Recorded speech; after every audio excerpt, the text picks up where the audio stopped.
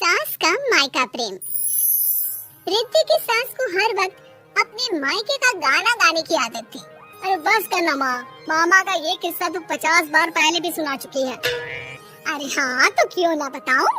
तेरे चाचा तो उस वक्त हाथ झाड़ कर खड़े हो गए थे, तब मामा ही था तेरा जो आगे आया और मदद की। देखो अब ठीक है ना, जो हो गया सो हो गया। क्यों एक बात को हमेशा गाती रहती हो। अब तो बहू घर आ गई है, उसे तो सबको मान कर चलना है ना कि सिर्फ सास का मायका ही समझेगी वो। तभी वहाँ रिद्धि आ जाती है। माँ आज मैं घर जा सकती हूँ? माँ को मेरी बहुत याद आ रही है। शादी के बाद एक बार भी नहीं गई। हाँ तो कौन जाता है। अरे मेरी शादी के बाद जब मैं विदाई होकर आई, इतना बड़ा ससुराल मेरा, खाने वाले 10 लोग और बनाने वाली मैं सिर्फ एक।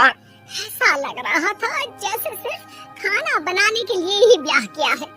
वो तो मेरा भाई था, गांव से एक काम करने वाली चाची को भेज दिया जो मेरा हाथ पटाती थी, और उसको पैसा, खाना, कपड़ा, रहने के लिए कमरा, वो सब किससे दिया था?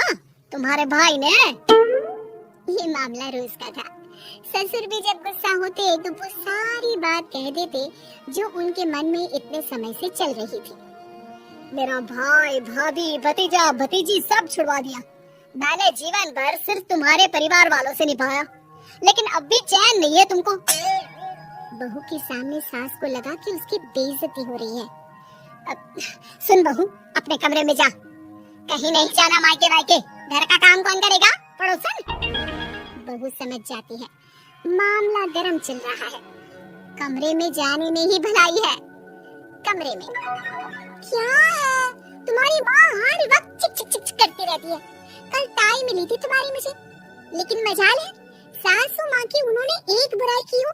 लेकिन सासू माँ हाँ, जब देखो तब ससुराल के लोगों की बुराई करती रहती है। बेचारे पापा जी कितना मिस करते हैं अपने घर वालों को। मेरा तो बड़ा मन करता है कि ताऊ जी, चाचा जी और सब मिलकर रहे, ना साथ रहे लेकिन आना जाना तो ठीक से रखिए। हिंदुस्तान और पाकिस्तान एक हो सकता है, लेकिन चाचा और ताऊ के परिवार के साथ हम लोगों का मिलन ना जी ना कभी नहीं हो सकता। ये बात है। देखिए मेरे साथ ना ज्यादा चैलेंज मत करिएगा, ऐसा कोई काम नहीं है जो मैं नहीं कर सकती। ससुर जी जो कि बहू की बात सुन रहे थे सामने आ जाते हैं। अरे बेटा तू ये कर सकती है तो प्लीज मेरा परिवार किसी तरह मुझसे मिलवा दे। सारी जवानी तो मैंने किसी तरह काट ली, लेकिन जीवन के इस पड़ाव पर बहुत याद आती है मेरे परिवार की। हाँ हाँ पिताजी आप चिंता मत करिए, बस मेरा साथ देते रहिए आप दोनों। फिर देखिए कैसे माँ जी भी ठीक हो जाएंगी और पूरा परिवार भी एक हो जाएगा। थोड़ी देर बाद बहू सामान लेकर घर से निकल रही होती है कि मना किया था ना तुझे मायके जाने के लिए, फिर क्यों जा रही है? बहू कुछ कहती इससे पहले ही बेटा बोलने लगता है। क्या है माँ? वो घर जा रही है। वैसे भी उसके माता पिता ने मुझे 10 लाख दिए तब जाकर मेरा काम शुरू हो पाया, वरना तूने मेरे लिए किया क्या है?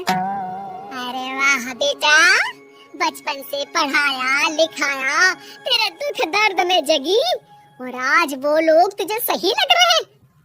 और फिर ससुराल में लड़की खुश रहे ये तो मायके वालों की जीवन भर की जिम्मेदारी रहती है। तो ये तुमको भी तो सोचना था ना।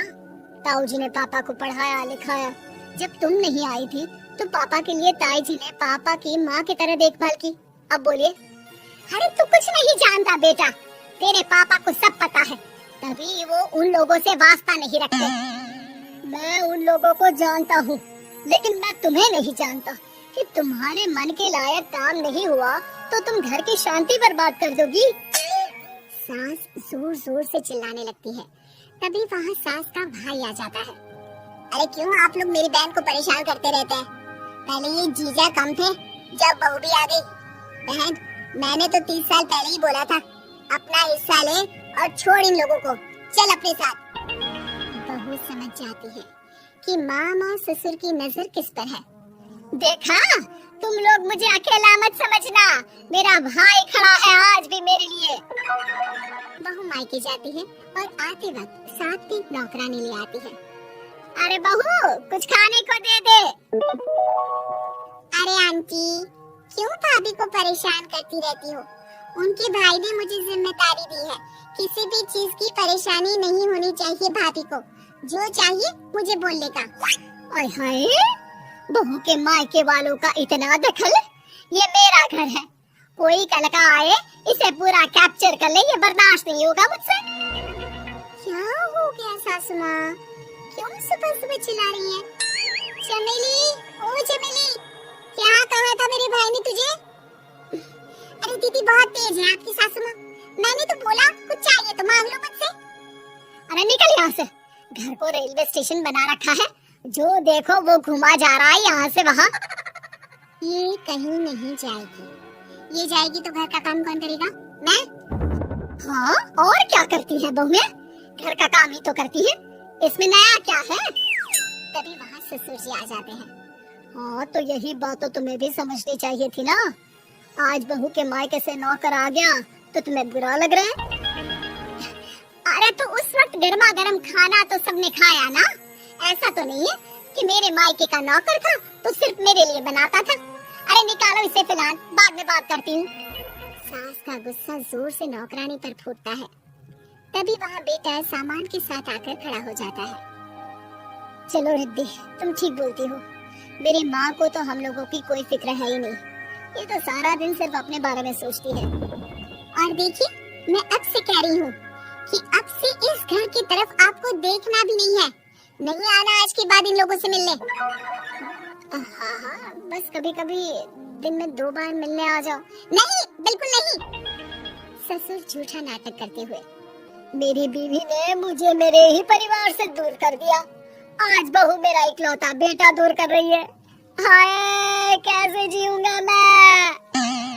वाह, वो भाई जो आपको बेटे की तरह मानता था, उन्हें छोड़ने में तो दुख नहीं हुआ, आज खुद का बेटा छोड़कर जा रहा है तो कैसे जीऊंगा? बढ़िया है।